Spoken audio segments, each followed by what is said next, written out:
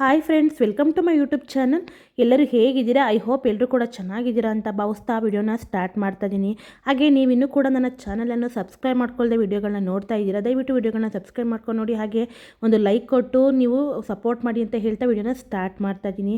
ಈ ಕಡೆ ದೀಪಾ ಹಾಗೆ ದಿಶಾ ಇಬ್ಬರು ಕೂಡ ವಿರುದ್ಧವಾಗಿ ನಿಂತಿರ್ತಾರೆ. ಆಲ್ರೆಡಿ ಗೊತ್ತಿರುತ್ತೆ ದಿಶಾಗೆ, ಚಿರು ಅವರು ನನ್ನ ಪರಗೆ ನಿಂತಿದ್ದಾರೆ. ಹಾಗೆ ಸೌಂದರ್ಯ ವಿರುದ್ಧವಾಗಿ ನಾನು ನಿಂತ್ಕೊಳ್ಳೇಬೇಕು, ಚಿರು ಅವ್ರಿಗೆ ಎಲ್ಲ ಸತ್ಯನೂ ಕೂಡ ಹೇಳಬೇಕು ಅಂತ ಅಂದ್ಬಿಟ್ಟು ತುಂಬಾ ವೆಯ್ಟ್ ಮಾಡ್ಕೊಂಡು ಕಾಯ್ತಾ ಇರ್ತಾರೆ. ಆದರೆ ಸ್ವಲ್ಪ ಮನಸ್ಸಿಗೆ ಅನಿಸುತ್ತೆ, ಇಲ್ಲ ಚಿರಾಗ್ ಅವರು ಇನ್ನೂ ಕೂಡ ಸೌಂದರ್ಯ ಅವ್ರನ್ನ ನಂಬ್ತಾನೆ ಇರ್ತಾರೆ. ಬಟ್ ಸ್ವಲ್ಪ ಮಟ್ಟಿಗೆ ಇವಾಗ ಪರವಾಗಿಲ್ಲ. ಆದರೆ ನಾನು ಯಾವುದೇ ಕಾರಣಕ್ಕೂ ಕೂಡ ಸೌಂದರ್ಯ ವಿಚಾರನ ಇವಾಗ ಹೇಳಬಾರ್ದು, ಸಮಯ ನೋಡಿಕೊಂಡು ನಾನು ಒಂದು ಪ್ಲ್ಯಾನನ್ನು ಎಕ್ಸಿಕ್ಯೂಟ್ ಮಾಡಬೇಕು ಅಂತ ಅಂದ್ಬಿಟ್ಟು ದಿಶಾ ಪ್ಲ್ಯಾನನ್ನು ಮಾಡ್ಕೊಳ್ತಾ ಇರ್ತಾರೆ.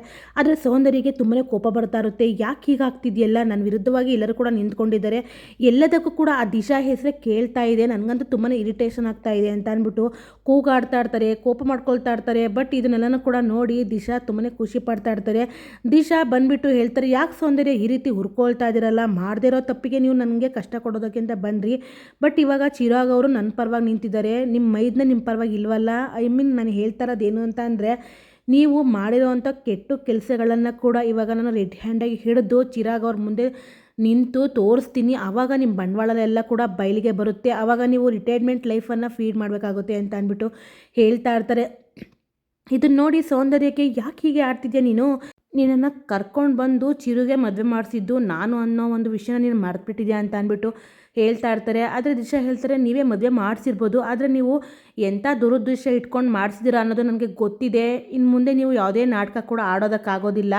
ಅದು ಅಲ್ಲದೆ ನಿಮ್ಮ ಹೆಸರು ಏನು ಅಂತ ನನಗೆ ಕೂಡ ಗೊತ್ತಿದೆ, ನೀವು ಸರ್ವಮಂಗಳ ಅಲ್ವಾ ಅಂತ ಅಂದ್ಬಿಟ್ಟು ಹೇಳ್ತಾ ಇರ್ತಾರೆ. ಹಾಗೆ ಚಿರು ಅವ್ರನ್ನ ನೀವು ಹೇಗೆಲ್ಲ ನಂಬಿಸ್ತಾ ಇದ್ದೀರಾ, ಈ ಮನೆಗೆ ಮಗು ಬರೋದಕ್ಕೆ ಏನು ಬಿಡ್ತಿಲ್ಲ, ಎಲ್ಲ ಕಾರಣಗಳನ್ನು ನಾನು ಹುಡುಕ್ತಾ ಇದ್ದೀನಿ. ಹಾಗೆ ಹುಡುಕೋಕೆ ಮುಂಚೆ ನೀವು ಅದನ್ನು ಸ್ವಲ್ಪ ರಿವೈಂಡ್ ಮಾಡ್ಕೊಂಡು ನೋಡಿ, ಯಾಕೆ ಅಂತ ಅಂದರೆ ನೀವು ಹಿಂದೆ ಏನೆಲ್ಲ ಮಾಡಿದ್ದೀರಾ, ನಿಮ್ಮ ಡೈರಿನಲ್ಲಿ ಏನೆಲ್ಲ ಬರೆದಿದ್ದೀರಾ ಎಲ್ಲನೂ ಕೂಡ ನಾನು ಹೇಳಬೇಕಾಗುತ್ತೆ ಚಿರಾಗ್ ಅವ್ರಿಗೆ.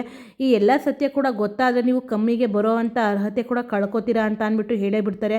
ಈ ಕಡೆ ಸೌಂದರ್ಯ ತುಂಬಾ ಬೆವರ್ತಾ ಇರ್ತಾರೆ. ಯಾಕೆ ಹೀಗೆ ಆಡ್ತಾ ಇದ್ದಾಳೆ ಇವಳಿಗೆ ಏನಂತ ನಾನು ಹೇಳಲಿ, ನನ್ನ ಎಲ್ಲ ವಿಷಯಗಳನ್ನ ಕೂಡ ತಿಳ್ಕೊಂಡ್ಬಿಟ್ಟಿದ್ದಾಳೆ, ಅದಕ್ಕೆ ಹೀಗೆ ಹಾಡ್ತಾ ಇದ್ದಾಳೆ.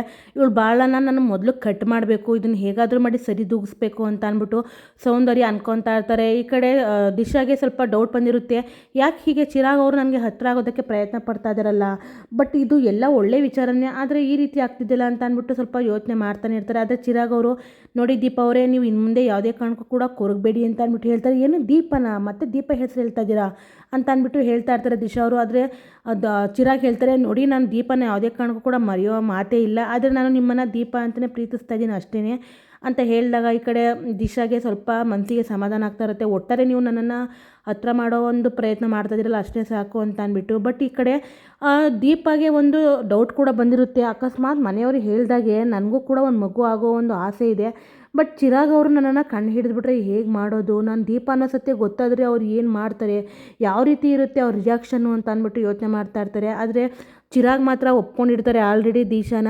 ಈ ಕಡೆ ನರಸಿಂಹನಿಗೆ ಸಂಜೆನ ಊಟ ಬಡಿಸುವಾಗ ಯಾವುದೇ ಕಾರಣಕ್ಕೂ ಕೂಡ ನಿನ್ನ ಕೈ ಅಡುಗೆ ನಾನು ತಿನ್ನೋದಿಲ್ಲ, ಅದು ಅಲ್ಲದೆ ನಿನ್ನ ಕೈಯಿಂದ ನಾನು ಬಡಿಸ್ಕೊಂಡು ತಿನ್ನೋ ಕರ್ಮ ಇನ್ನೂ ಕೂಡ ಬಂದಿಲ್ಲ ಅಂತ ಅಂದ್ಬಿಟ್ಟು ಅಮ್ಮ ಅತ್ತೆನ ಕೂಕೊಂಡು ಹೇಳ್ತಾ ಇರ್ತಾರೆ. ಈ ಕರ್ಮ ನಾನು ಅನುಭವಿಸ್ಬೇಕಾ, ನನಗೆ ನೀವೇ ಯಾವತ್ತಿಗೂ ಕೂಡ ಊಟ ಬಡಿಸ್ಬೇಕು ಅಂತ ಅಂದ್ಬಿಟ್ಟು ಹೇಳಿದಾಗ ಈ ಕಡೆ ನರಸಿಂಹ ತಂದೆ ಜೈರಾಮ್ ಹೇಳ್ತಾರೆ, ನೋಡು ನರಸಿಂಹ, ನೀನು ಏನರಲ್ಲೂ ಕೂಡ ಕೋಪ ತೋರಿಸು, ಆದರೆ ಊಟದ ವಿಚಾರವಾಗಿ ನೀನು ಯಾವುದೇ ಕಾರಣಕ್ಕೂ ಕೂಡ ಕೋಪ ತೋರಿಸ್ಬೇಡ ಅಂತ ಅಂದ್ಬಿಟ್ಟು ಹೇಳಿದಾಗ ಅಲ್ಲಿಗೆ ತಕ್ಷಣ ಕನ್ನಿಕಾ ಬಂದುಬಿಟ್ಟು ನರಸಿಂಹನ ಪಕ್ಕನೇ ಕೂತ್ಕೊಂಡ್ಬಿಡ್ತಾರೆ. ಇದು ನೋಡಿ ಎಲ್ರಿಗೂ ಶಾಕ್ ಆಗ್ತಾ ಇರುತ್ತೆ. ಸಂಜೆನಾಗೂ ಯಾಕೆ ಹೀಗೆ ಈ ಹುಡುಗಿ ನಡ್ಕೊಳ್ತಾ ಇದ್ದಾಳಲ್ಲ ಅಂತ ಅಂದ್ಬಿಟ್ಟು ಮನಸ್ಸಿಗೆ ನೋವು ಮಾಡ್ಕೊಳ್ತಾ ಇರ್ತಾರೆ.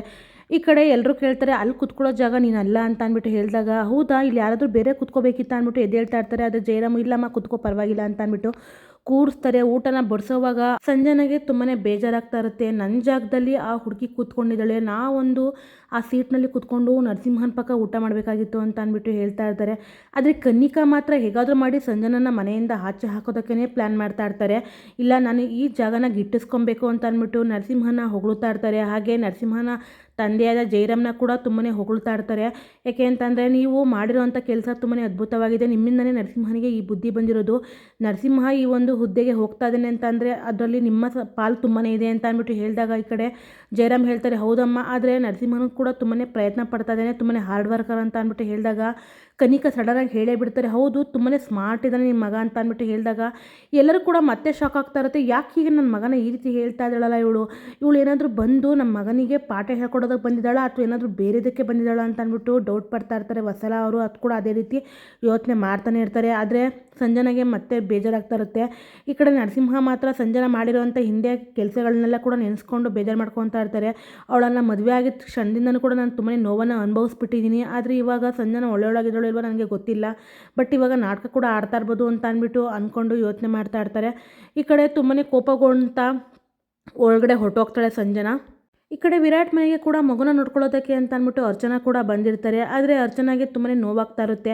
ನಾನು ಈ ಕೆಲಸ ಮಾಡ್ತಾಯಿದ್ದೀನಿ, ಬಟ್ ಮನೆಯವ್ರಿಗೆ ಒಪ್ಪಿಗೆ ಇಲ್ಲ, ನಾನು ಇವಾಗ ಇದನ್ನೆಲ್ಲ ಹೇಗೆ ಹೇಳೋದು ಅಂತ ಅಂದ್ಬಿಟ್ಟು ಯೋಚನೆ ಮಾಡ್ತಿದ್ದಾಗ ವಿರಾಟ್ ಸತ್ಯ ಕೂಡ ಗೊತ್ತಾಗ್ಬಿಡುತ್ತೆ. ಇವ್ರು ಹುದ್ದೆ ಮಾಡ್ತಾ ಇರೋದು ಡಾಕ್ಟರ್ ವರ್ಕು, ಆದರೆ ನನ್ನ ಹತ್ರ ಹೇಳಿದ್ದು ಕಂಪ್ನಿನಲ್ಲಿ ವರ್ಕ್ ಮಾಡ್ತಾಯಿದ್ದೀನಿ ಅಂತ ಅಂದ್ಬಿಟ್ಟು ಅವರು ನನ್ನನ್ನು ಕೂಡ ಇಂಟರ್ವ್ಯೂ ಮಾಡಿದ್ರು.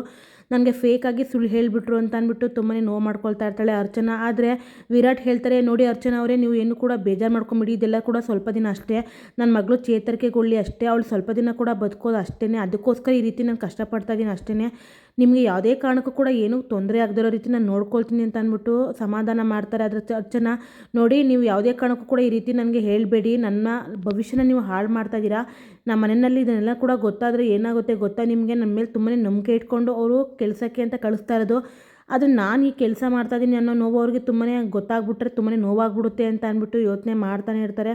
ಸರಿ ಆಯಿತು, ಈ ವಿಷಯ ಗೊತ್ತಾಗದಿರೋ ರೀತಿ ನಾನು ಮೇಂಟೈನ್ ಮಾಡ್ತೀನಿ ಅಂತ ಅಂದ್ಬಿಟ್ಟು ವಿರಾಟ್ ಅವರು ನಂಬಿಕೆ ಕೂಡ ಕೊಟ್ಟು ಪ್ರಾಮಿಸ್ ಕೂಡ ಮಾಡ್ತಾರೆ. ಈ ಕಡೆ ದಿಶಾಗೆ ಅನ್ನಿಸ್ತಾ ಇರುತ್ತೆ, ಇಲ್ಲ ಈ ಸೌಂದರ್ಯದ್ದು ಹೆಚ್ಚಾಗ್ಬಿಟ್ಟಿದೆ, ನಾನು ಇನ್ನು ಮುಂದೆ ಬಾಲ ಬೆಳೆಯೋದಕ್ಕೆ ಬಿಡಲೇಬಾರ್ದು, ಚಿರಾಗ್ ಅವ್ರನ್ನ ನಾನು ನನ್ನ ಕಡೆ ಒಲಿಸ್ಕೊಬೇಕು, ಆವಾಗ ಮಾತ್ರ ಸೌಂದರ್ಯನ ನಾನು ಮಟ್ಟ ಹಾಕೋಕ್ಕೆ ಆಗೋದು ಅಂತ ಅಂದ್ಬಿಟ್ಟು ದಿಶಾ ಕೂಡ ಯೋಚನೆ ಮಾಡ್ತಾ ಇರ್ತಾರೆ. ಈ ಕಡೆ ಚಿರಾಗ್ ಅವರು ಸೌಂದರ್ಯನ ಅನುಮಾನಿಸ್ತಾ ಇರ್ತಾರೆ. ಯಾಕೆ ಅಂತಂದರೆ ದಿಶಾನ ಒಪ್ಪಿಗೆ ಕೊಟ್ಟು ಅವರೇ ನನ್ನನ್ನು ಮದುವೆ ಮಾಡಿಸಿದ್ದು, ಆದರೆ ಇವಾಗ ದಿಶಾ ನಾನು ಜೊತೆಲಿರೋದನ್ನು ಅವರು ಸಹಿಸೋದಕ್ಕೆ ಆಗ್ತಾ ಇಲ್ವಲ್ಲ, ಏನಿದು ವಿಷಯ ಇರ್ಬೋದು ಅಂತ ಅಂದ್ಬಿಟ್ಟು ಚಿರಾಗು ಯೋಚನೆ ಮಾಡ್ತಾನೆ ಇರ್ತಾರೆ. ಇಲ್ಲಿಗೆ ಸಂಚಿಕೆ ಕೂಡ ಮುಕ್ತಾಯವಾಗುತ್ತೆ. ವಿಡಿಯೋ ಏನಾದರೂ ಇಷ್ಟ ಆದರೆ ಒಂದು ಲೈಕ್ ಮಾಡಿ ಅಂತ ಹೇಳ್ತಾ ಥ್ಯಾಂಕ್ ಯು ಫಾರ್ ವಾಚಿಂಗ್.